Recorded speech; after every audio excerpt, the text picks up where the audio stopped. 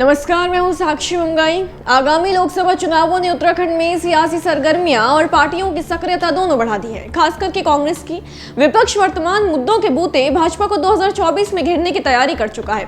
दिलचस्प समीकरण यह है कि कांग्रेस को सिर्फ भाजपा से राजनीतिक रस्साकशी नहीं लड़नी है, बल्कि पार्टी की आंतरिक खींचतान को मद्देनजर रखते हुए समर में कूदना है। ये खींचतान है हरिद्वार सीट को लेकर। जी हाँ, वही हरिद्वार सीट जिस पर पहले हरीश रावत ने अपना आखिरी दांव आजमाने का संकेत दिया और अब हरक सिंह रावत जिस सीट से ताल ठोकने की इच्छा जता रहे हैं।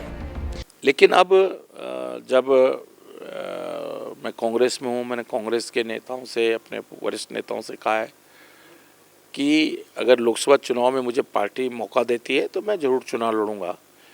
और मैंने अपनी इच्छा हरिद्वार पार्लियामेंट से जताई है कि हरिद्वार पार्लियामेंट से मुझे अगर पार्टी मौका देती है तो मैं कोशिश करूंगा। देखिए, बाकी तो देखिए ईश्वर के ऊपर है।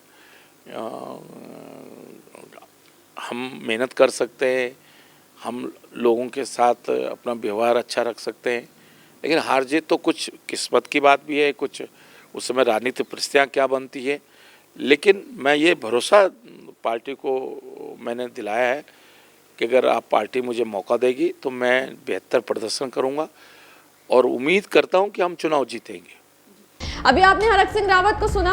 अब जानते हैं कि एक सीट पर दो रावतों की दावेदारी की ख्वाहिश कांग्रेस के लिए कैसे मुसीबत बन सकती है। क्यों हरक और हरीश रावत का आमना सामना किसी सियासी आंधी से कम नहीं है। साथ ही किस बिना पर हरक सिंह रावत खुद को एक मजबूत चेहरा बता रहे हैं। और हाँ, हरिद्वार लोकसभा सीट का राग आखिर हरक अलाप क्यों रहे। रिपोर्टर प्रदेश के लिए तमाम जवाब।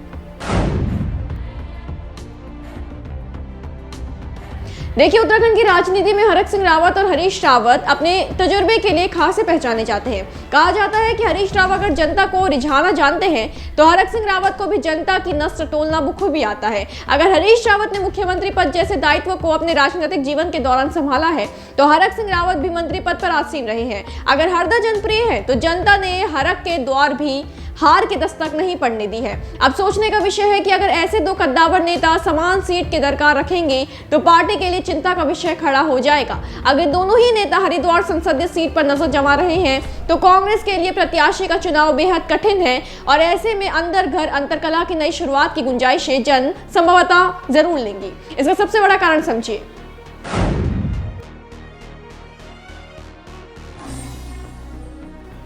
तकरीबन सब जानते हैं कि हरीश रावत और हरक सिंह रावत के मध्य मतभेद किसी भी अन्य की तुलना में अधिक है।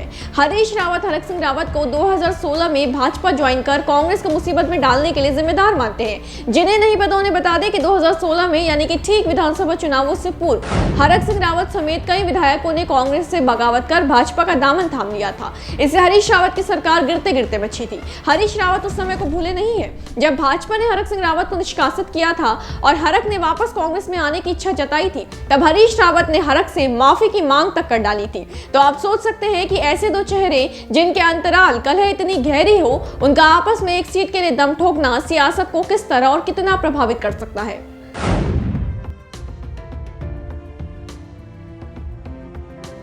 आपकी जानकारी के लिए बता दें कि इस विधानसभा चुनाव से ठीक पहले भाजपा ने हरक सिंह रावत को दल से निष्कासित कर दिया था। जो हरक सिंह रावत कांग्रेस को ऐन समय पर छोड़कर चले गए थे वो इस चुनाव में उसी कांग्रेस की मेहरबानी पर आ गए। हरक सिंह रावत पर कांग्रेस के अलावा कोई विकल्प नहीं था, उन्हें कांग्रेस का दरवाजा खटखटाना ही पड़ा। समस्या ये थी कि पूर्व मुख्यमंत्री हरीश रावत हरक सिंह रावत के किए को भूले नहीं थे। हरदा ने शर्त रखी कि पहले हरक सिंह रावत माफी मांगे। इसके जवाब में हरक ने हरीश रावत को बड़ा भाई कहते हुए कहा कि वो 100 बार माफी मांगने को तैयार है। इस पूरे प्रकरण के बाद हरक की कांग्रेस में एंट्री हो गई, लेकिन किसे पता था कि कुछ समय शांत रहने के बाद हरक फिर से सक्रिय हो जाएंगे और आज धमकेंगे एक दफा फिर हरीश रावत के रास्ते में। सवाल है कि हरिद्वार संसदीय चुनाव से ही चुनाव लड़ने की इच्छा क्यों? इसका जवाब हरक सिंह रावत ने खुद दिया है। तो हम सीट निकालने के बहुत करीब, देखो, मेरा आत्मबल कहता है कि अगर पार्टी ने मुझे मौका दिया हरिद्वार पार्लियामेंट से चुनाव लड़ने का, तो क्योंकि एक आत्मबल होता है ना, और एक तो आत्मबल सबसे बड़ा बल होता है। कुछ लोगों में तो वैसे ही होता है, वो तीसरे चौथे नंबर पे आते हैं लेकिन उनको लगता है मैं तो जीत ही रहा हूँ। जी हां, हरक सिंह रावत को लगता है कि हरिद्वार सीट में उन्हें जनता का समर्थन जरूर मिलेगा। जैसा कि आपने देवभूमि इनसाइडर के साथ की उनकी बातचीत को सुना, हरक पूर्व की कामयाबियों की व्याख्या करते हुए इशारा कर रहे हैं अपने उस सफर की ओर जिसमें हरक सिंह रावत एक विजेता प्रत्याशी के तौर पर हमेशा उभरते रहे हैं। वो आत्मबल की बात करते नजर आए हैं जो उनकी जीत की संभावना को उनकी नजर में अधिक बल देती है। इससे पहले भी हरिद्वार सीट को लेकर अपनी इच्छा हरक जाहिर कर चुके हैं। अच्छा, गौर कीजिए कि हरक सिंह रावत के लिए लोकसभा चुनाव सिर्फ हार और जीत का विषय नहीं है, बल्कि उस झटके से उभरने का मौका भी है जो उन्हें कांग्रेस में वापसी करते समय लगा था।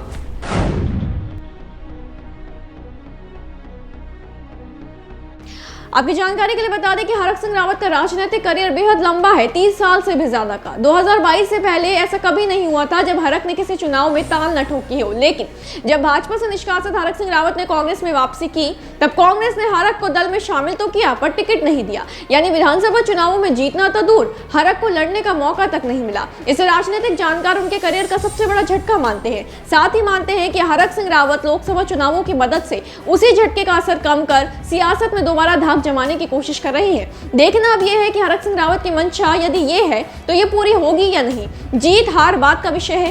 कांग्रेस हाईकमान हरक सिंह रावत को समर में उतरने का मौका देगा भी या नहीं। और हाँ, पूर्व सीएम हरीश रावत का क्या उनकी नजर वाकई हरिद्वार संसदीय सीट पर है, और अगर है तो हरदा बनाम हरक में तवज्जो मिलेगी किसे? इन्हीं सवालों के साथ आज विदा लेते हैं। जवाब लेकर फिर हाजिर होंगे। बने रहे देवभूमि इनसाइडर के साथ।